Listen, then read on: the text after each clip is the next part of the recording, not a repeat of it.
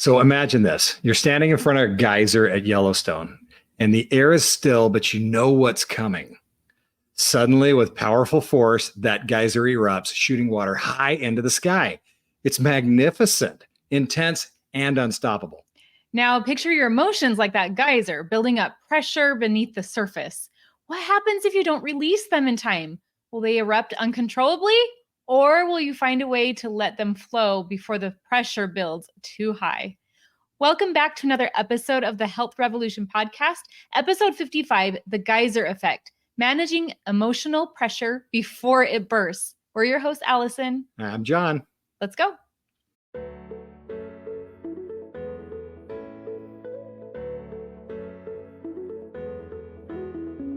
Hi, I'm Allison. And I'm Dr. John. Here at the Health Revolution podcast, we firmly believe that mental and physical health are linked, and it's impossible to achieve optimal health without addressing both. Through our expertise as life coaches, we can help you achieve your best healthy self through coaching techniques, looking at our diet, and discussing alternative medicine.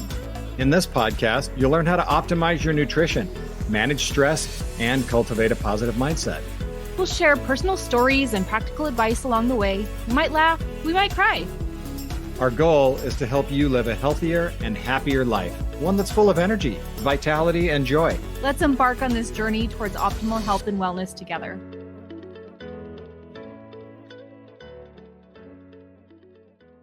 All right, John, we mentioned our last episode. It was about perfectionism, by the way. I think it was a great episode. But we mentioned our trip to Yellowstone as a family. And we're going to get to talk about that more in depth today. So we love camping as a family. And so it's actually a really fun thing for us to just load everything up in the camper and hitch up the truck. And then we're off to the mountains. Yeah, I'd say it's definitely glamping, right? It is. It's like it's a hotel on wheels, pretty much. It's nice. But it just gets you out into nature more. And this is the third time we've gone to Yellowstone as a family. It's spectacular. Highly recommend. And every single time we go, we find something new to look at. And also see some of the old things that are our favorites. Oh, yeah.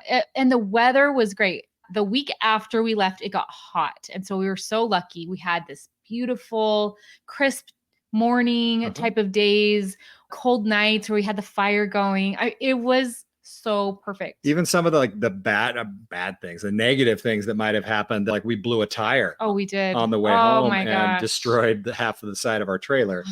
But even then we found a repair shop close by. Oh my gosh, he repaired it that night for us. He stayed late afterwards. Yeah. Just awesome. So what was that town we stopped in? Beaver, Utah. Yes. Thank you to the people of Beaver, Utah for taking care of us. Absolutely. Yep. Okay. So while we were there, we got to see a rodeo and we did some lots of 4x4, lots of trails. West Yellowstone is just such a good old American town, especially on the 4th of July. They had a parade, concert in the park, like a farmer's market. It's just like they were selling pie. It's just that type of. And we went paddle boarding. Oh, right. Down the river.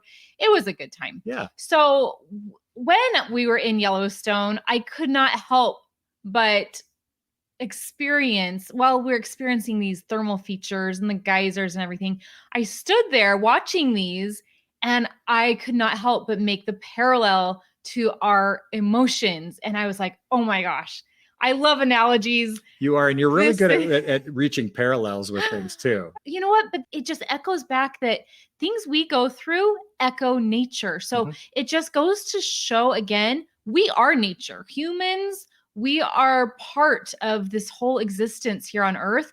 And so you see that pattern that we have echoing through elements in nature. So that's what I'm bringing to you today is those amazing parallels. And it's not just like some random analogy. No, this is really this is nature. This is how it shows up. Yeah. So today what we're going to do is explore why it's crucial to name our emotions so that we can actually act with intention. Beautiful. So we're standing there at Old Faithful, let's say. Old Faithful is the most popular geyser, I think, because it is more reliable. Like it's every 60 minutes or something like that. So I was trying to explain this to my kids, but I'll explain it to you listeners, and you probably already know, but there's all this geothermal activity underneath the ground, right? That we can't see it. Hot water stuff. Right. Yeah, okay. Hot water stuff. Okay. That's a great explanation. But I love that we can't see it. Like we're at Old Faithful. It just looks like the rest of the park, like grass. You don't really see much, but they've built this huge boardwalk around where Old Faithful erupts. But if it wasn't for that boardwalk, you would not know that Old Faithful would erupt right there, right? No, not one bit. Not really. And unless you got really close and you saw a hole in the ground and you were Because looking we at really it. don't know what Old Faithful is experiencing or feeling at that point. Yeah. And so this is not like her emotions. So you have this person in your life, let's say it's your wife, maybe. Or your husband. Oh yeah, or some loved one that looks normal on the outside. You can't really see what's going on, what's simmering beneath the surface. It could be anger, frustration, sadness, even joy, any of those emotions, but they're left unchecked. And then you feel that pressure inside that people can't see it. In fact, actually, if someone's really close to you, a lot of times you can see, okay, something's about to happen, something's about to burst. That's like the people that I think are monitoring Old Faithful. They'll say, it's going to explode within 15 minutes of this time, more or less. Wouldn't that be so nice with humans? I know. He's about to explode within 15 minutes. Or just stand back on the boardwalk where it's safe. Yes. Wouldn't that be so nice? You know what's funny is as you were talking about that, I was paralleling the fact that Old Faithful is experiencing all of this pressure. Yeah. And yet all of us are standing around and watching this as the audience. Yeah, like we're getting the popcorn. We're like, whoa, what's it gonna do? I know. What's gonna happen? Yeah. Sometimes that happens when I walk into the office at work. Like I'll walk in and the office gets a vibe of, oh man, Dr. Peterson's not in a very good mood today. Yeah. Which may or may not be true. It's probably true. 9.9 times out of 10, it's not true. And they read me wrong. But I don't know about there's that. an audience standing around just waiting to see what's going to happen. Yes. So we went to Biscuit Basin, actually. That's the one that recently erupted, like that big eruption. I don't know if you guys read about it. Yeah, check that out on the news. It was really, really cool. Biscuit Basin, July 2024. If you need a date reference, but it was only 2 weeks after we had gone. So we went there and we were reading about it like, hey, this doesn't always go off, but when it does, it's a huge explosion. You can even see ash remnants of where that explosion has burnt the earth and everything. And I'm sure now you can't even go there now because it just destroyed everything. But I just was like, wow, that's just so like people. Some people are predictably unpredictable. Like, that you're like your staff, like, okay, I think it's going to go off. Maybe it won't. Yeah, definitely, today or tomorrow. But there's some people like with Biscuit Basin, it's like, well, it's just a matter of time, but we have no idea when. And so our emotions, a lot of times they're telling us something important if we're willing to listen. Yes. But if we don't listen, what happens is this explosion happens with the actions. Yeah. So emotions are signals. Is that like they're telling us something's up, and then we're not listening to them. We may end up exploding. And usually what happens is we explode around people we care about a lot. Or maybe even an innocent bystander on the street that has no idea what's going on. Like that's happened before as well. So naming your emotions, feeling your emotions, that's what we teach when you come to us for coaching. We help you work through them because it's not natural. It's not a natural process. We don't learn this in school. It's not very easy to just do this on your own. No, and our goal is to teach you not to chase your emotions away or hide your emotions or push them away, but to experience them and love them just as a natural part of life. Yeah, because a lot of people think they shouldn't.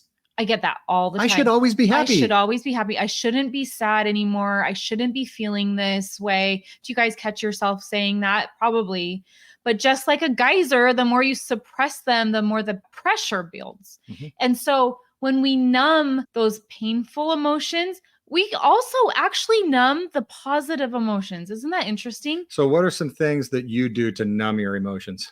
Numbing emotions, that looks like eating a brownie or let's see, scrolling on my phone. Do you know what the kids notice and observed and tell me? In me? Is yes. Oh, tell me. Is I noticed mom is really working harder than what she should. What's going on? Oh, like I'm working around the house and stuff. Like I'm furiously cleaning out cupboards and mopping the floors. Yeah, I mean, that is a productive way of me trying to release my emotions. And others take a substance. Caffeine is one of those things that's very common to take in. Uppers, downers, everything in between. Yeah, absolutely. Yeah. So one of the core principles in life coaching is emotions are indicators, not dictators. They don't have to control our actions. And when we acknowledge them, it actually gives us the power to choose our response instead of being that geyser. Like imagine sitting in a chair and experiencing anxiety, but not feeling like you really have to act on that. Mm-hmm. It's hard. It's a learning process for sure. I'm still learning. I just had a geyser experience myself. And a lot of times I think the geyser associated with anger, like an angry outburst, but this wasn't. This was just recently with my family. As we said in the last episode, Josie's been going through a ton of work with her Lyme disease. We go every day. I go every day with her for 4 or 5 hours and do these treatments. And then it's a lot of at-home care. As a lot of you know, my mom is going through stem cell therapy this week. For cancer. For her cancer, for her multiple myeloma cancer, on top of things going on at work and at home. We have other children, by the way, that have learning needs and emotional needs. And we have, of course, our marriage, the house we're building in Payson, all the things, life, that sort of thing. We're just basically juggling chainsaws all day. Right. And I think that's probably, you guys could relate to that. It's very common that, we have our normal life, but then something else gets tossed our way, and then something else gets tossed our way. And then pretty soon we're like not able to manage it all. And it's not just physical that we're not able to manage, it's emotional that we're not able to manage. So I was at my parents' house and we were talking about gearing up for my mom's stem cell therapy. And I had a geyser experience where I was just like, I can't be here anymore. I needed to release. And I did not want to release in front of all the people that were there. So what did you do? Because I didn't want it to become a thing. So I ran out to my car. It was awful. Like my mom was yelling after me. She was so worried about me. I just like ran out to my car and left and parked in the church parking lot. And I cried and kind of like screamed and talked to God a lot for like an hour. And that was my emotional release. That was my geyser experience at that time. I was just like, holy cow. I have so many emotions right now. I am worried. I'm frightened. I'm feeling guilt that I can't be there for everyone at all the time. I'm feeling confused. Like, where am I supposed to be putting my time? I'm feeling love. I'm feeling anger, like all the emotions, and they just erupted. And I'm like overflowing with all that pressure that had built up inside of me. It actually did feel really good to release those emotions, but I feel like maybe I don't want to get to that point again where I erupt like that, because. So instead of being a geyser, you kind of want to be more like the paint pots. Well, we're going to get there. Okay. Okay. Because I love the paint pots. Okay. We're talking about our 3 favorite features at Yellowstone today. Okay. We've got the geyser, we've got the paint pots, and we've got the prismatic basin. So stay with us. Hey, it's Allison and John just popping into our podcast. Yeah, just real fast. If you're enjoying this content, please scroll down and give us that 5-star rating and leave us a positive review. Yes, please. And share your favorite episode on social media or with a friend. This really helps us get the word out to more people. Thanks. And back to the show. John, tell us about the paint pots. What are those? So there's a place at Yellowstone, and you take a little hike and you go up on top of the hill, and there's these paint pots. And essentially what it is it's mud pots. Yeah, like clay, right? Clay. Yeah. And it's almost like this liquid mud. But underneath there's geothermal activity, water stuff, hot water stuff. And it creates bubbles at the surface of this mud, and it goes bloop, bloop, Yeah, that's bloop, the sound. Bloop, bloop, bloop, bloop, bloop, bloop, bloop, bloop, bloop. and they're all over. Yeah, they are. And they're in little cluster areas, and they're so fun to And some see. little bloops are bigger than other bloops. And Mhm. it's really fun to kind of see the mud jump way up into the air and splatter. Yeah. So I think about that as like people that are more subtle and they have those slow burning emotions that are coming up to the surface. That's like anxiety and irritation and the confusion. They're like right there at the surface and they give off little bursts of emotions.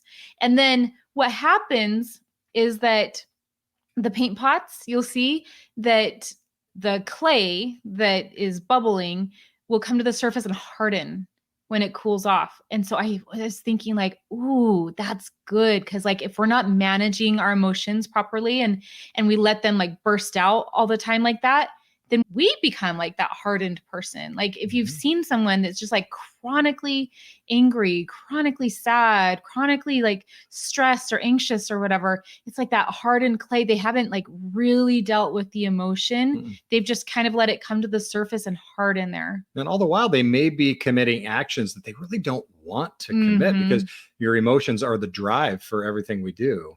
Yeah. I feel like 2 weeks ago, you were like the paint pots. I was. Yeah. And speaking of the kids, kids are so good at calling you out. So I was like, John, something's off with John. And I know what's going on in his life so much. And he handles so much. Also, as I mentioned before, I got my wisdom tooth taken out. So he'd been taking care of the family like extra time, more than he already does. He already does so much, but he was doing even more. And just all this pressure being put on John. And the kids were like, is dad okay? Is dad okay? They'll come to me and ask because John will have these little moments where he's like, bloop, bloop, bloop, bloop. How far do you want me to go before you want to jump in and save yourself here? Oh, keep going. I love this. I love this. Yeah. Okay. Like Grant didn't clean up after himself when he's playing video games. And John, instead of like, hey, you were supposed to clean up after yourself, John just like cut his cord in half and threw it down the stairs so Grant could see it when he came upstairs next time.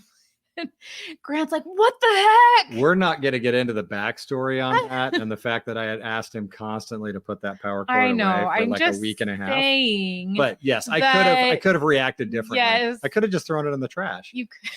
But yeah. You did. You did throw some stuff in the trash. In my emotions, like, I wanted to make a point. And I did throw some things in the trash too. Yeah. So. Where people were like, where's my thing? Hey, well, dad's in a mood and you haven't been cleaning up. And so he's done. He's like, he's not dealing with I did it for right you, now. so I didn't have to worry about it anymore. Yeah. So there's a lot of paint pot experiences. In that week, I would say that month probably. It was hard. It's a gift and a curse to be an empath. And I've come to terms with that's who I am. And that, in life, it's one of those things that I will meet somebody and pick up emotions that just don't belong to me. And it's not my intention to do so. And you hold on to them. And not just hold on to them. I don't know how to release them because I don't know where they came from. And, for me, that's been my practice is to release an emotion. I have to understand where it came from. Yeah. And so I'm learning how to do that. Yes. And I will say you've been getting so much better. But I think the better you get at learning and understanding your emotions, the more emotions are kind of placed upon you. And like you keep practicing. Well, and that gets stronger for sure. Yeah. And I just think we'll always have experiences in our lives to help us handle the emotions. Yeah. And it's up to us how we want to respond to that. Yeah. And so I went away for a weekend and did some meditation with some plant medicine in my group and learned more about what it means to release emotions, but also allow people to have their own emotions and not to take those without on. Absorbing them. Yeah. And that's important to do. And so these are lessons that I'm learning. But I feel much better now. Well, you're a more pleasant person to be around, that's for sure. And I think no one needs to clear away for you right now. You're more well, those emotions have been cleared. And what did I say when I first got home? I said, at least now I'm feeling my own emotions. That's so good.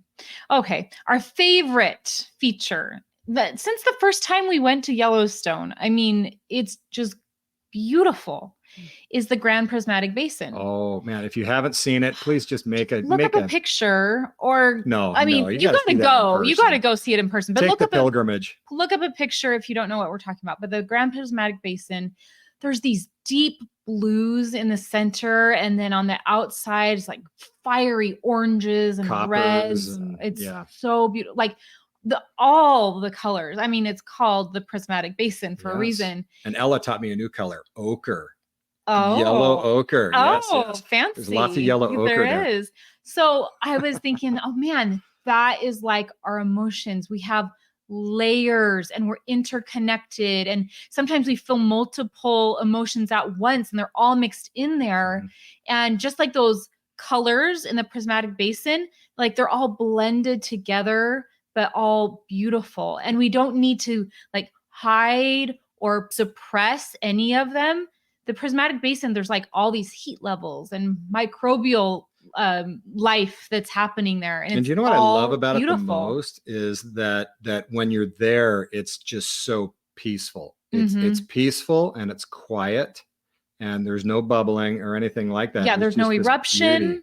There's no bubbles. It's just there. And like it becomes one with nature too. Like the does. water just flows off the hill into the rivers effortlessly, and Yes. it's beautiful. And I was like, that is like how I want my soul to feel. So let us all be like the Grand Prismatic Basin. Unable to touch though. Don't touch. No touchy. Oh, but I was just thinking, oh, our emotions, they're intense, they're beautiful, they're deep. And I love that all. There's nothing wrong with them. It's what becomes a challenge for us and those around us is when we act on them violently. Mm-hmm. Yeah. Okay. So we have some takeaways, as we always do. We've connected the connection between Yellowstone and our emotions. We want to give you 3 brief takeaways before we end. So number one, you go. Name it to tame it. I love it when it rhymes.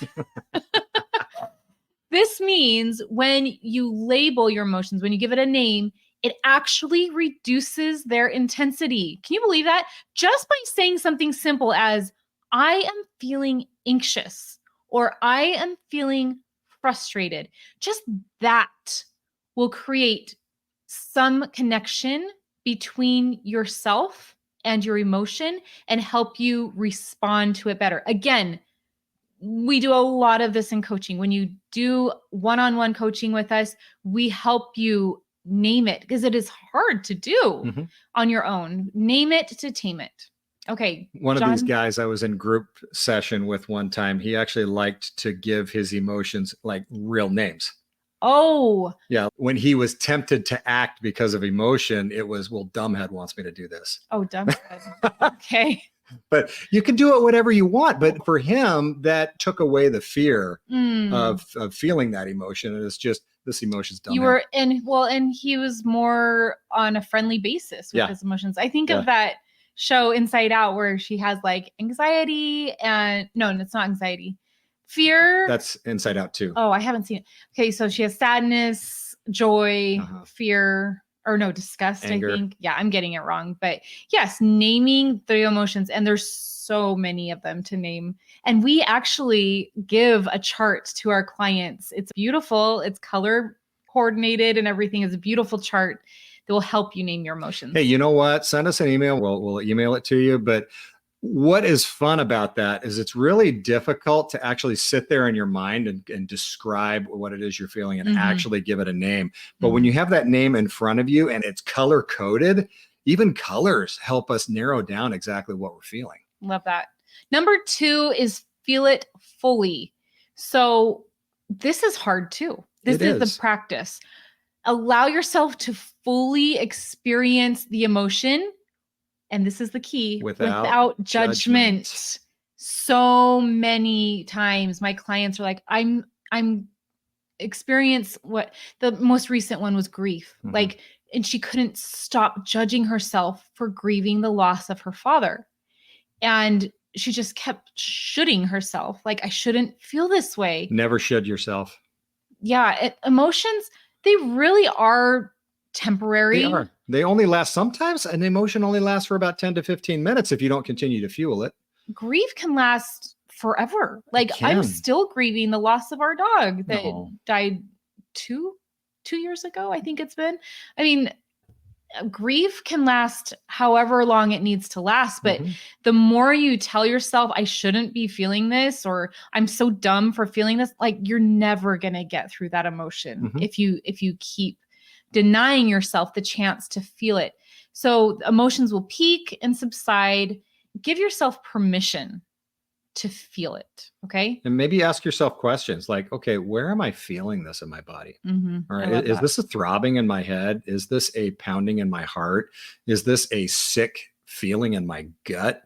Those are hints to tell Indicators. us what's going on. Mhm. I mean, for instance, like for me, nausea in my gut is okay, this is anxiety. Mhm. And if I have a thumping in my heart, that can mean something completely different. Right.